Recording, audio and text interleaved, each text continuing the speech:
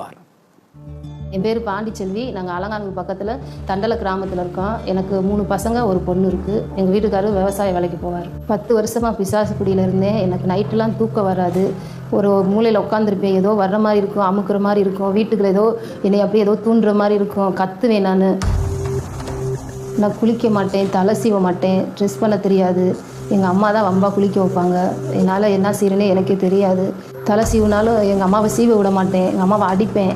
பிடிச்சி தலையை பிடிச்சி சீவ வந்தால் இழுத்துக்கிட்டு சீப்பை பிடிங்கிட்டு அதை போட்டு தள்ளி விடுவேன். அப்படியே கத்திக்கிட்டு ஓடிடுவேன் யாராவது வந்து என்கிட்ட ஏதாவது கேட்டாங்கன்னா. பிசாசு பண்ணால் ரொம்ப பாதிக்கப்பட்டாங்க. பக்கத்தில் யாரையும் விட மாட்டாங்க. ரொம்ப கோபமாக பேசுவாங்க. எது கடத்தாலும் எடுத்து எரிச்சிருவாங்க. பெத்த பிள்ளைகளை கூட பக்கத்தில் போக முடியாது. நானாக சிரிச்சுக்கிட்டு நானாக பேசிக்கிட்டு இருப்பேன். அவங்க என்ன பேசுகிறாங்கன்னு புரியாது.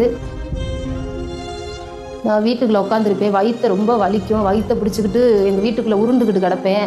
சாப்பிட சொன்னால் எனக்கு பசிக்காது. சாப்பாடே சுத்தமாக சாப்பிட மாட்டேன். பாம்பு மாதிரியெல்லாம் ஆடுவேன் கீழே படுத்துக்கிட்டு. அது மாதிரியே நெளிஞ்சு போவேன். இந்த பிரச்சனை சரியாகன்றதுக்காக பள்ளிவாசலில் கொண்டு போய் விட்டுருந்தாங்க. எனக்கு அங்கேயும் சரியாகலை. ரொம்ப அங்கேயும் கத்திட்டு கிடந்தேன். வயிற்றை பிடிச்சிட்டு உருண்டுட்டு கிடப்பேன்.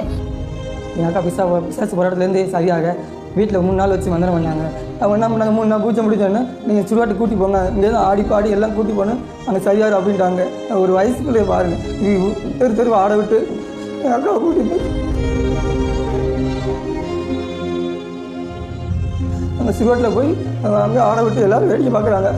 ஆட விட்டு முடியை பிடிச்சி இழுத்து பூசாரி இழுத்து போய் புரிய முதல்ல சாத்தி அணி வச்சு அடிச்சிடாங்க. அவ்வளோக்கு ரொம்ப கஷ்டப்பட்டாங்க.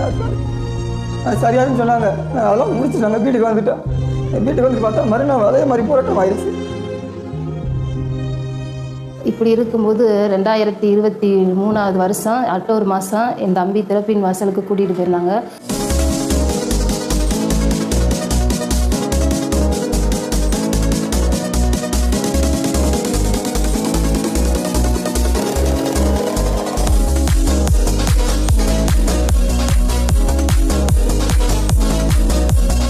அந்த கூட்டத்தில் மோகன் அண்ணா ஜெபம் பண்ணிக்கிட்டு இருந்தாங்க பிசாசு பிடிச்சவங்களுக்காக.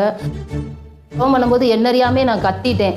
கத்தி கீழே ரொம்ப நேரம் உருண்டுக்கிட்டே தெரிஞ்சேன். பாம்பு மாதிரி நெளிஞ்சு அந்த இடத்துலையே ஒரு ரவுண்டு அடித்து என்னால் எந்திரிக்கவே முடியல. அப்போ ரொம்ப நேரம் சென்று எந்திரிச்சு உட்காந்து ஏதோ என்னை விட்டு விலகுன மாதிரி இருந்தது. நான் அன்றைக்கி நைட்டு வீட்டுக்கு வந்து நல்லா தூங்கினேன். நல்லா உறக்கம் வந்துச்சு. எனக்கு எந்த இதுவுமே கண்ணுக்கு தட்டுப்படலை. 7 மாதம் ஆகுது. எந்த தொந்தரவும் இல்லை. நல்லா தலை சீவுறேன், நல்லா ட்ரெஸ் பண்ணிக்கிறேன், நல்லா பிள்ளைங்களை பார்த்துக்கிறேன். எல்லாரையும் நல்லா பேசுகிறேன். வெளியில் எல்லாரோடையும் நல்லா பேசுகிறேன். வீட்டுக்குள்ளே என்னால் இருக்க முடியாது. இப்போ அதெல்லாம் இல்லை. நல்லா வீட்டில் இருக்கிறேன், நல்லா வேலை செய்கிறேன். இந்த மீட்டிங் போயிட்டு வந்ததுக்கப்புறம் எங்கள் அக்காக்குள்ள பெரிய மாற்றம் ஆயிடுச்சு. நல்லா தூங்குறாங்க, சாப்பிட்றாங்க, அவங்க வேலையை அவங்களே பார்த்துக்கிறாங்க. பிள்ளைகிட்ட அன்பாக இருக்காங்க, கணவர்கிட்டையும் அன்பாக இருக்காங்க. இப்போ வெளியெல்லாம் ஓடுற மாதிரி அந்த எதுவுமே கிடையாது. கரெக்டாக பஸ் ஏறி போய் வீட்டுக்கு வேலைக்கு போயிட்டு கரெக்டாக பஸ் ஏறி வீட்டுக்கு வந்துடுறாங்க. எங்களுக்குள்ள பயம் எல்லாம் மாறிடுச்சு. அவங்க நார்மல் நிலைமைக்கு வந்துட்டாங்க. 10 வருஷமாக பிசாசு குடியிலிருந்து விடுதலை கொடுத்த இயேசுவுக்கு கோடான கோடி நன்றி.